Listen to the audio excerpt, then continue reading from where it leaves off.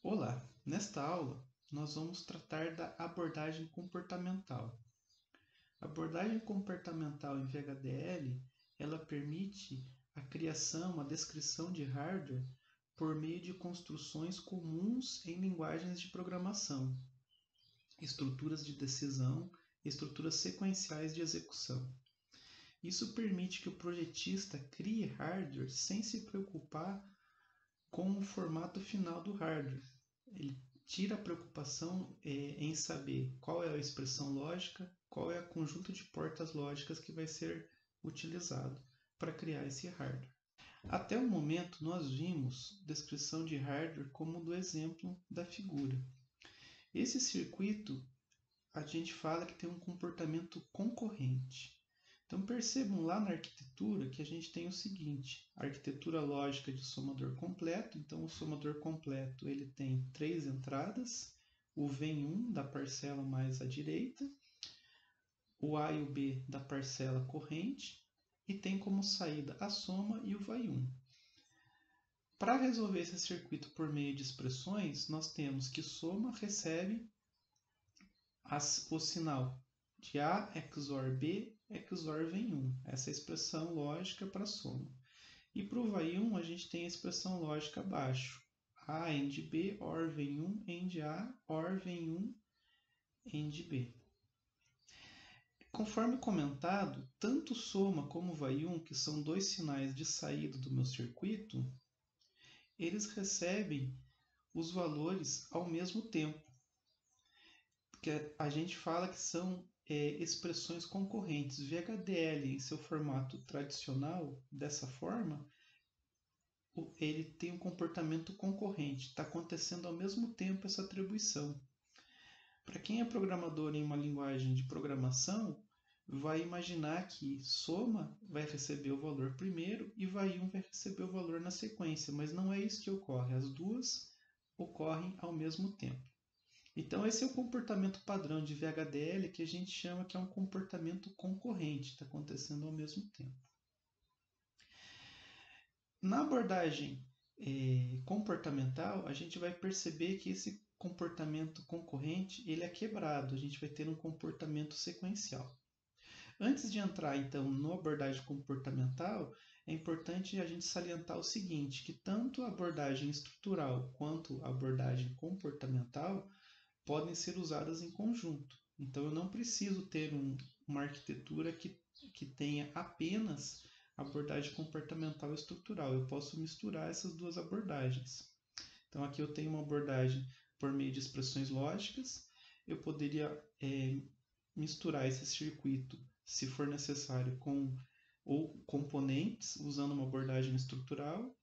E em alguns momentos eu posso usar essa abordagem comportamental. Então a gente pode unir, pode somar essas características da linguagem VHDL para criar o hardware. Então, o que é abordagem comportamental? Então, o hardware que a gente vai criar não tem relação direta, quer dizer, a descrição que a gente está fazendo do hardware não tem relação direta com o hardware. Eu não preciso escrever as expressões lógicas. Então, a abordagem vai ser baseada no comportamento. E aí, para isso, a gente vai usar o comando process. O comando process, o que ele faz? Ele vai criar regiões na nossa descrição em VHDL, e dentro desse process, a execução é sequencial, como se fosse um programa computacional. Então, eu posso ter vários processes, cada process ele vai ser executado de forma concorrente, de maneira geral, mas internamente em cada process, a execução é sequencial. Se eu misturo process com outras descrições, eu vou ter também esse comportamento dentro do process sequencial e as demais são concorrentes. A gente já vai ver mais tarde como isso funciona. Então, as instruções que eu tenho dentro de um process são uma coleção de ações que são executadas em sequência. São chamadas de instruções sequenciais e tem forma similar às instruções em linguagem de programação. Isso dá uma rapidez no projeto de hardware, porque ele fica similar a uma linguagem de programação. Dentro do process, a gente tem alguns comandos que a gente pode usar, que são comandos muito comuns de linguagem de programação, que é o comando if, uma estrutura de decisão simples. O comando case, que é parecido lá da linguagem C ou Java com switch case. O comando for, que é um laço de repetição. E o comando while, que também é um comando de repetição. Então, essas sentenças, esses comandos só podem ser utilizados dentro de um process. Se eu não criar um process e tentar usar o if, o compilador vai dar um erro para mim. Falar, olha, esse comando só pode ser usado dentro de um process. Então, eu tenho a arquitetura, e dentro da arquitetura eu posso ter um ou vários processes, e dentro desse process a gente vai poder usar esses comandos, que são sentenças sequenciais para o nosso hardware. Vamos ver então um exemplo do uso de process. Então aqui a gente tem um hardware, um multiplexador que tem 3 entradas, são as entradas A e B e a linha de seleção. E eu tenho uma saída Z. E nesse momento aqui na linha 13, eu estou criando um process. Então percebam como que a gente cria um process. É o comando process e o end process aqui no final. Aqui eu tenho o nome do processo. Eu posso colocar um nome para ele. Não é obrigatório. Aqui eu estou chamando ele de mux. E aí, dentro aqui do process, eu tenho o begin e o end process. Então, todos os comandos que eu colocar aqui são comandos que vão ser executados sequencialmente.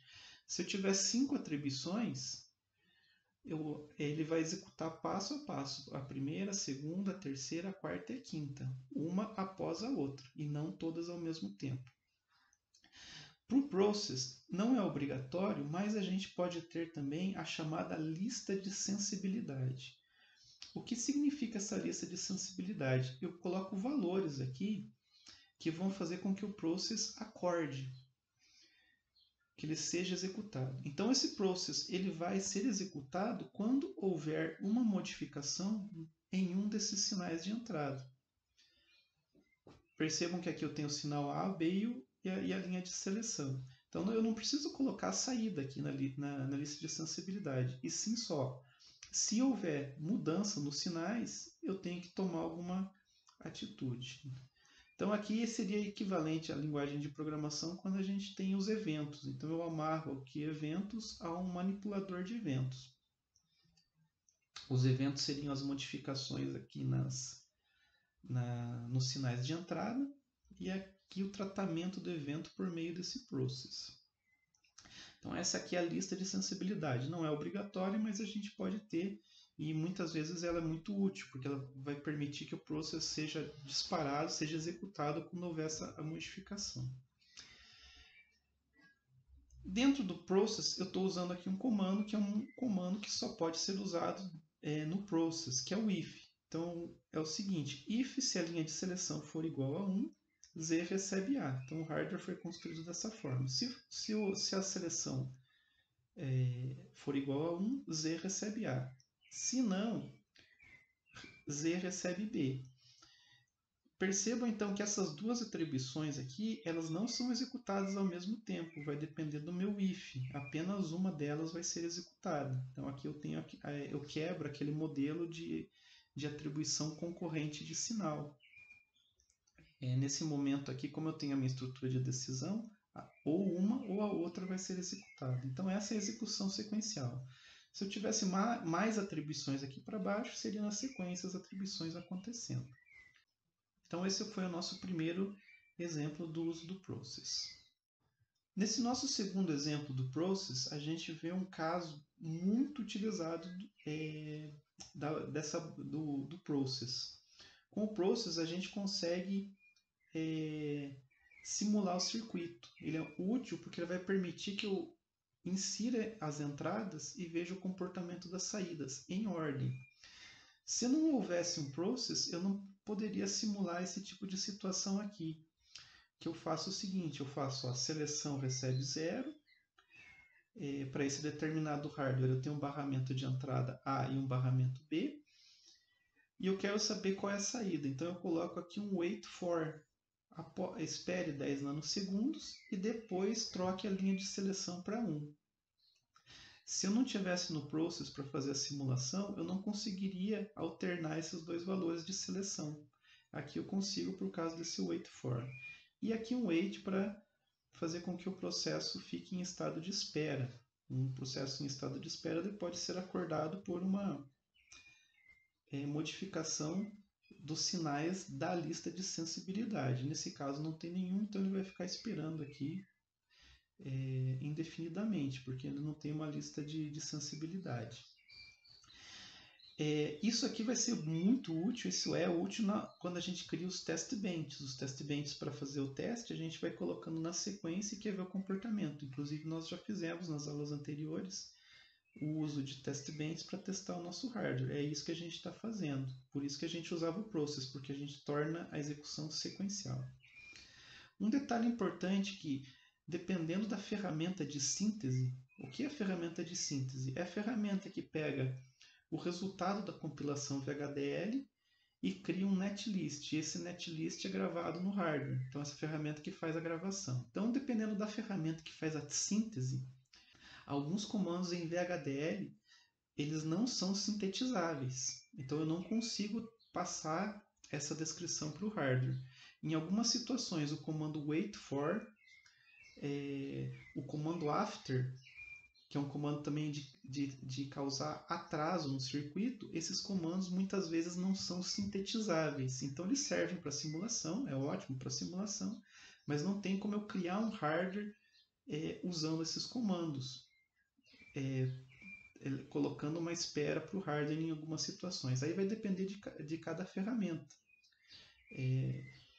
De cada ferramenta como funciona. A gente tem lá o Quartus, o da Xilinx também, o Studio Xilinx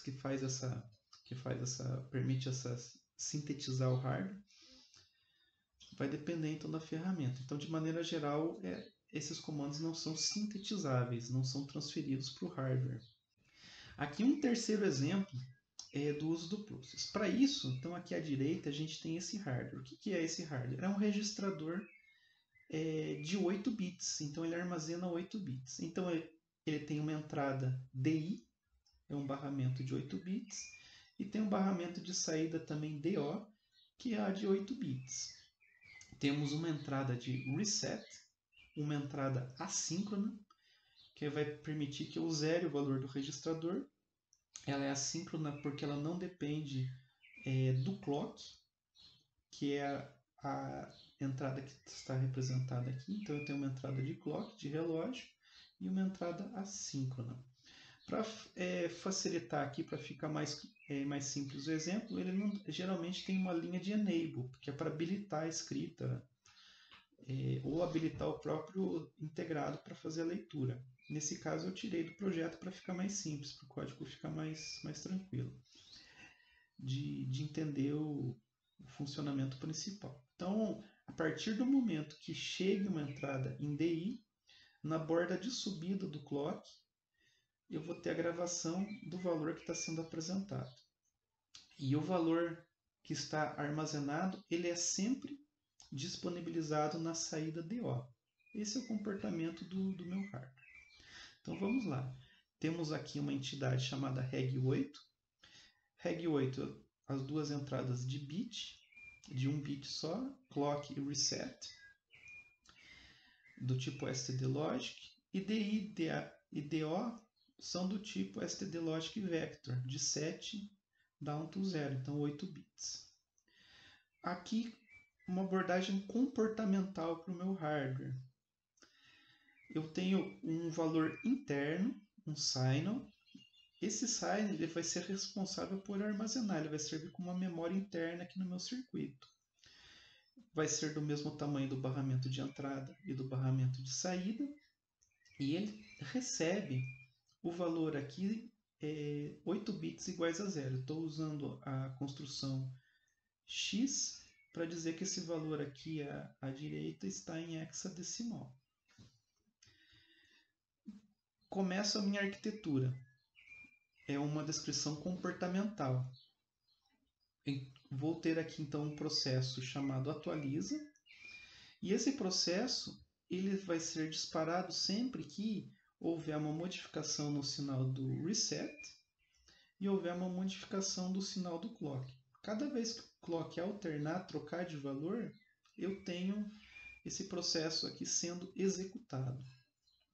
Primeira comparação que eu faço, como é uma entrada assíncrona, não depende do clock, eu verifico se o reset é igual a 1, então o valor interno, esse valor interno aqui, vai receber o valor 0.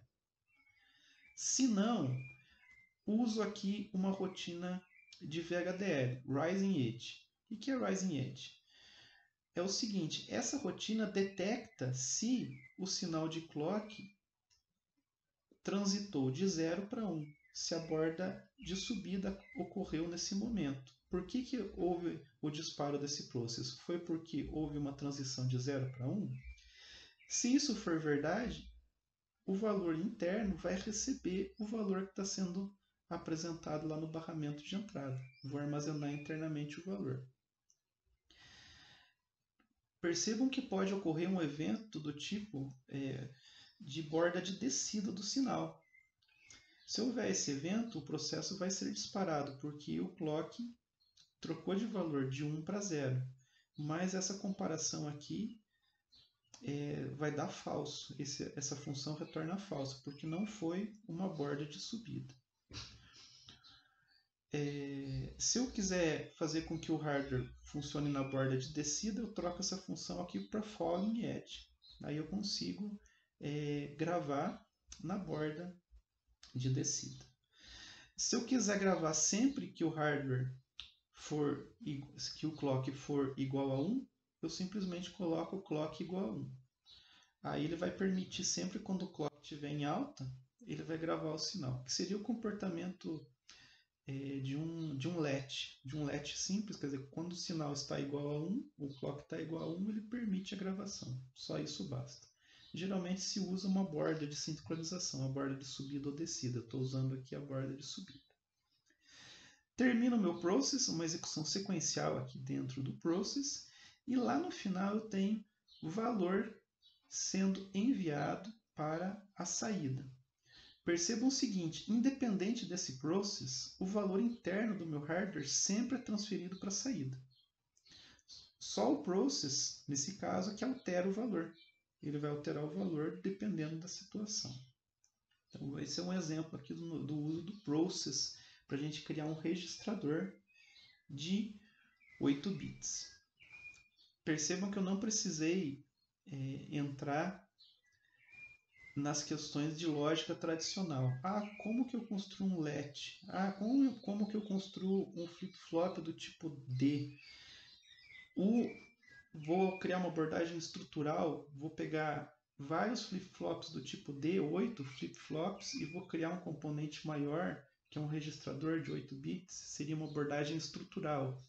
Ela é mais complicada do que a gente usar essa abordagem comportamental, que é muito mais simples. A gente usa uma construção de linguagem de programação. O hardware ia ficar muito mais complicado de ser feito se fosse pela abordagem estrutural para essa situação aqui. Mais um exemplo, o nosso quarto exemplo do uso do process e nossa abordagem comportamental. Esse hardware é um hardware contador. O que ele faz? A cada pulso de clock, a cada vez que o clock alterna de 0 para 1, ele vai incrementar o valor interno.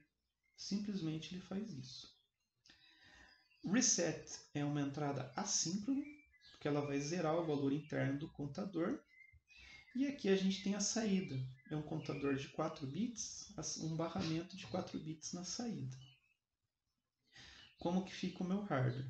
Entidade contador, 2 sinais stdlogic, o clock e o reset. Saída, um barramento de 4 bits. Aqui nós temos a arquitetura para esse contador. Novamente, eu tenho aqui um valor interno, o valor interno que vai armazenar o valor corrente do meu contador. Então, eu declaro ele por meio de sign-on. Sign-on, vou chamar ele de valor de 4 bits. E inicialmente ele tem o valor 0. E aqui eu tenho um processo atualiza. O que o processo atualiza faz? Se o reset é igual a 1, então o valor interno recebe 0. Em qualquer momento que houver uma modificação do sinal de reset, esse process vai ser disparado.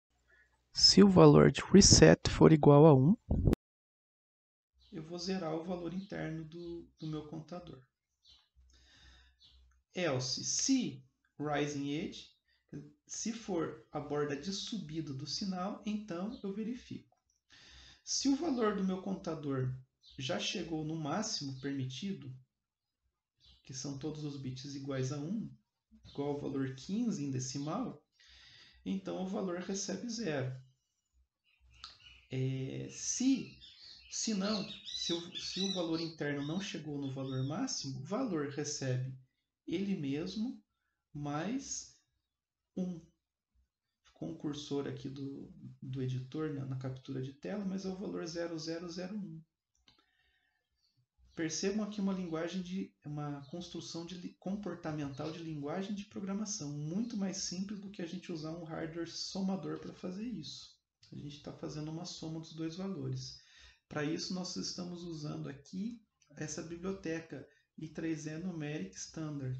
Essa biblioteca ela permite a gente declarar esse tipo unsigned e vai permitir fazer essa operação aqui. Então, é um valor sem sinal que está sendo realizado a soma. E por fim, lá no final do hardware, eu tenho saída, que é o barramento, recebendo um casting, uma conversão do valor interno, que é do tipo stdlogic. Estou fazendo um casting, uma conversão para o tipo stdlogic vector, que é o tipo esperado na saída do hardware. Fazendo a conversão e o sinal de saída, o barramento de saída, está recebendo o valor interno do circuito. Percebam novamente que esse valor interno ele sempre é enviado para a saída, o tempo todo. Quem modifica é o process. Eu poderia ter vários processes aqui trabalhando em conjunto no meu hardware. Neste momento, nós vamos fazer uma simulação, um test bench para o nosso circuito contador. Nosso circuito contador está aqui. Então, ele recebe o clock e o reset como sinais e o valor de saída é o valor de saída do circuito. A variável saída é o valor de saída. Cria um test bench. Test bench é uma entidade vazia chamada contador TB. E eu crio 3 sinais. Um sinal para o meu clock, chamei de clock 50. Um sinal de saída, para eu conseguir observar o valor de saída do meu hardware. E o sinal de reset, que por padrão ele está recebendo o valor igual a 0. Instancio o meu componente por meio da instanciação direta. Meu hardware contador está aqui. E faço um mapeamento do clock, do reset e da saída, dos meus sinais internos desta arquitetura. E aí eu crio um processo chamado relógio, que é o meu processo de clock. O que esse processo faz? Ele faz o clock 50 receber 0,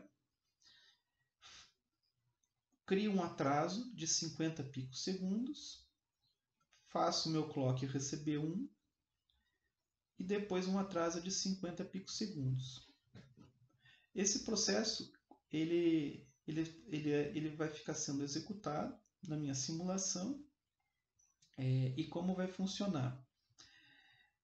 A partir eu começo com 0, espero 50 segundos, alterno para 1. Então ele vai fazer um clock que ele alterna de 0 para 1 a cada 50 picosegundos. Para isso que serve esse process aqui. O próximo process ele vai servir para realizar algumas situações no meu hardware. Como o meu hardware ele faz o contador avançar automaticamente, eu não preciso fazer mais nada, porque se eu mapeei esse clock, fiz um mapeamento no port do clock do hardware, ele já vai ficar recebendo automaticamente esse meu relógio temporizador aqui. Aí eu tenho um outro process que também vai ser executado em conjunto, concorrentemente com o primeiro process, que é o seguinte, ele vai aguardar 200 picosegundos, ele vai aguardar lá na frente 200 picosegundos e vai fazer com que o reset receba 1. Eu estou simulando uma entrada assíncrona no meu hardware, para zerar o meu hardware. espero por mais 100 picosegundos e alterno a linha reset para 0. Então a ideia é para a gente ver se o nosso sinal de reset está funcionando. Também, automaticamente, quando eu crio esse process do relógio, eu já vou ver o contador somando 0, 1, 2, 3 e assim por diante. É isso que a gente está simulando então. Então vamos ver o resultado dessa simulação lá no Model Sim. Então aqui percebam inicialmente que o meu clock está funcionando. A cada 50 picosegundos ele está alternando de 0 para 1. Então o comportamento do clock está legal. Agora vamos ver a saída, vamos ver se o hardware está funcionando. Então ó, o hardware começou com 0 e na primeira borda de subida, nesse momento aqui, automaticamente o contador recebeu o 0, 1. Na segunda borda de subida, o hardware recebeu o valor 1, 0, que é o valor 2 em decimal. Então, ele está realizando o incremento. A partir desse momento, aqui eu tenho um reset igual a 1, que é a simulação que foi feita. Então, depois de 200 picosegundos, alterne o reset de 0 para 1. Alternando o reset de 0 para 1, ocorreu que o hardware, nesse momento aqui que está indicado por esse diagrama, que o reset ficou com o valor igual a 1, o hardware ficou com o valor zerado, com o valor igual a 0. Na próxima borda de subida, o sinal reset desabilitado, na próxima borda de subida, o hardware continua funcionando, fazendo a contagem. Então, de 0 foi para 1, depois 2, e assim por diante. Fazendo a contagem, aumentando de 1 em 1, né, o meu contador interno. Então, esse é o exemplo de uma simulação possível para o nosso hardware. Então, percebam que os dois processos, aqui a gente consegue ver isso pelo timeline, que os dois processos foram executados de forma concorrente. Então, reforçando novamente, quando a gente tem uma arquitetura em VHDL, a gente vai poder ter várias sentenças. E se essas sentenças estão fora de processos, elas são executadas de forma concorrente entre elas. Elas podem ocorrer ao mesmo tempo. Não há garantia de ordem na execução dessas sentenças. Quando eu tenho o uso de process, o processo A, o processo B e o processo C da minha figura, indica que eles vão ser executados de forma concorrente. O que muda é que dentro do process, seja ele o process A, B ou C, eu tenho uma execução sequencial. Então, dentro das arquiteturas, as sentenças são concorrentes, os processos são concorrentes entre si e com as sentenças. Então, o processo, de modo geral, aqui, ele é concorrente com essas sentenças internas, essas atribuições externas, né? E dentro dos processos, as sentenças executam sequencialmente. Por meio do process, a gente consegue ter essa abordagem comportamental, realizar um projeto de hardware bem mais simplificado, muito mais rápido do que a gente utilizar expressões lógicas. Este foi o assunto da aula de hoje. Os códigos que foram utilizados nesta aula estão disponíveis nesse endereço. Vocês podem baixar para investigar e executar a mesma simulação. Na próxima aula a gente continua com o assunto para entrar mais em detalhes e ver como funcionam os circuitos sequenciais e criar, por exemplo, uma máquina de estados em VHDL. Até a próxima!